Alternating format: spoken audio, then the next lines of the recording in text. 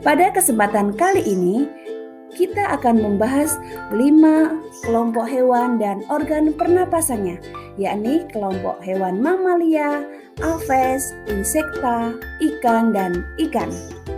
Yuk kita simak sama-sama. Yang pertama adalah kelompok mamalia. Kelompok hewan mamalia adalah hewan yang menyusui anaknya. Pada umumnya, hewan mamalia berkembang biak dengan cara melahirkan. Apakah kalian tahu menyebutkan contoh hewan mamalia yang ada di sekitar kalian? Ya, tentunya banyak sekali ya. Ada gajah, harimau, jerapah, ada sapi, kambing, dan lain sebagainya. Nah, kali ini Mem kasih contoh satu hewan mamalia dalam organ pernafasannya. Pada hewan mamalia, proses bernapas dimulai dari udara yang masuk melalui hidung. Kemudian, udara akan mengalir ke tenggorokan. Yang ketiga, udara mengalir ke paru-paru.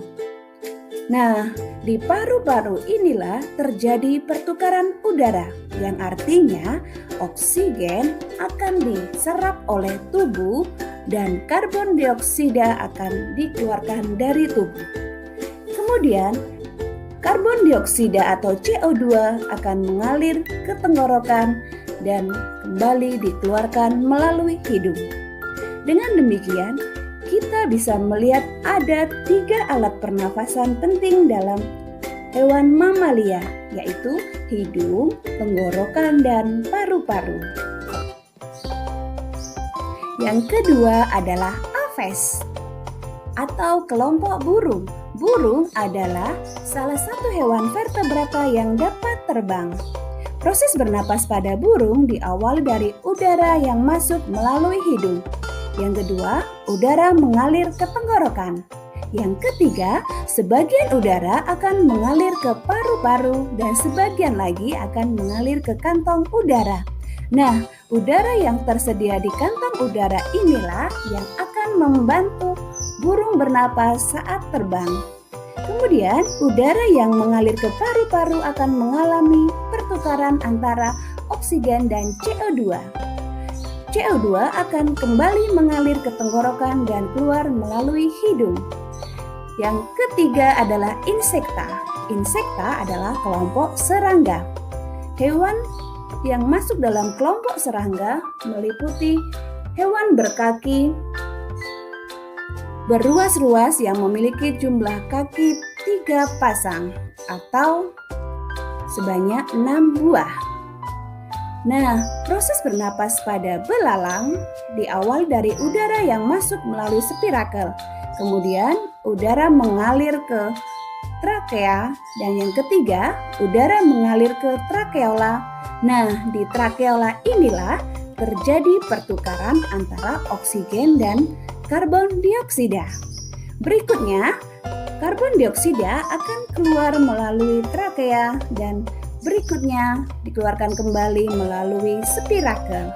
Dengan demikian, kita bisa menentukan 3 alat pernapasan penting pada hewan serangga, yaitu spirakel, trakea, dan trakeola. Yang keempat adalah amfibi. Amfibi adalah hewan yang dapat hidup di 2 habitat. Salah satu contoh hewan amfibi adalah katak. Proses bernapas pada katak diawali dari udara yang masuk melalui hidung. Kemudian, udara akan mengalir ke rongga mulut. Yang berikutnya, udara akan mengalir ke paru-paru. Nah, di paru-paru inilah akan terjadi pertukaran antara oksigen dan CO2. Berikutnya, CO2 akan mengalir kembali ke rongga mulut dan keluar melalui hidung. Dengan demikian, kita bisa menentukan 3 alat pernapasan penting pada katak, yaitu hidung, rongga mulut, dan paru-paru. Yang kelima adalah ikan. Ikan bernapas di dalam air. Mereka mengambil oksigen yang tersedia di dalam air.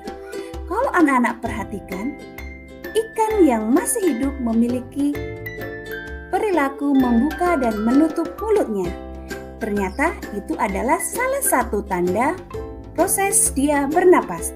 Karena proses bernapas pada ikan diawal dari air yang masuk melalui mulut. Kemudian air akan mengalir ke insang. Nah, insang ikan mengandung banyak pembuluh darah yang berfungsi untuk mengikat oksigen. Yang berikutnya, CO2 akan keluar kembali bersama air melalui insang. Nah, dengan demikian kalau anak-anak melihat ikan sudah tidak menggerak-gerakkan mulutnya, artinya ikan tersebut sudah tidak bernafas. Nah, anak-anak, itulah beberapa organ pernapasan pada hewan. Mereka memiliki organ pernapasan yang berbeda-beda sesuai dengan tempat hidupnya. Menutup pertemuan kita kali ini, mempunyai satu fakta unik tentang penyu loggerhead. Penyu loggerhead bernapas menggunakan paru-paru. Akan tetapi, dia dapat bernapas menahan napasnya dalam air hingga 10 jam. Unik bukan? Bagaimana dengan kalian? Bisa berapa jam bertahan dalam air? Baik anak-anak, terima kasih untuk kebersamaan kita dalam proses belajar hari ini. Sampai jumpa pada pertemuan berikutnya.